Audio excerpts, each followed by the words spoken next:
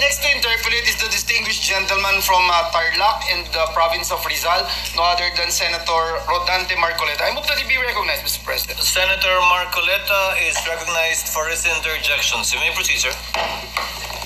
Thank you very much, Mr. President.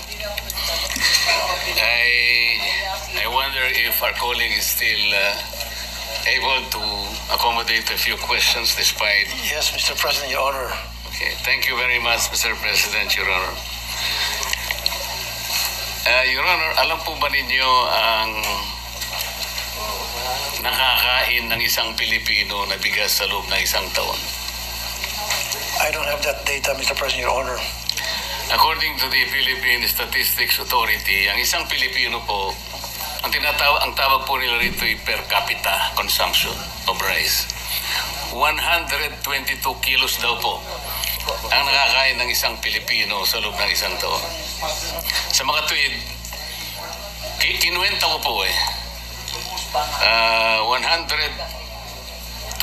kilos times 115 million Filipinos divided by 20 something kasi para makita po natin per metric tons. Ang national consumption po pala, base po sa kwenta ko, Mr. President, 14 million metric tons of rice.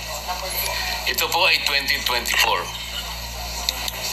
Nagtataka po ako bakit binase nila sa 115 million Filipinos. Marami pa po namang mga sanggol Hindi pa naman kumakain ng bigas yung mga yun Sabaw ng bigas, kinakain po yun, Mr. President.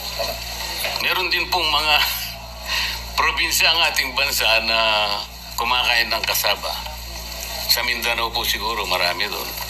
Meron din tayong mga lugar na mais ang kinakain, lalong-lalo na po sa Cebu. Sana po ay ibinawas sana ito. Ganun pa man,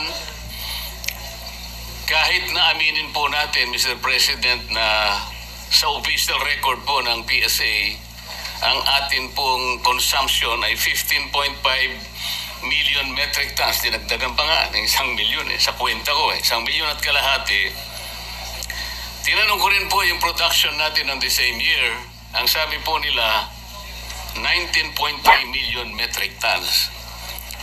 So, ang sabi ko po, ay kukunti naman pala yung consumption natin. Mas malaki pa pala yung pinroduce natin, 19.3 million metric tons. Ipagpalagay mo ng 15.5 million metric tons ang kakainin ng bawat isang Pilipino. Di sana hindi tumaas ang presyo ng bigas. Kayang-kaya, wala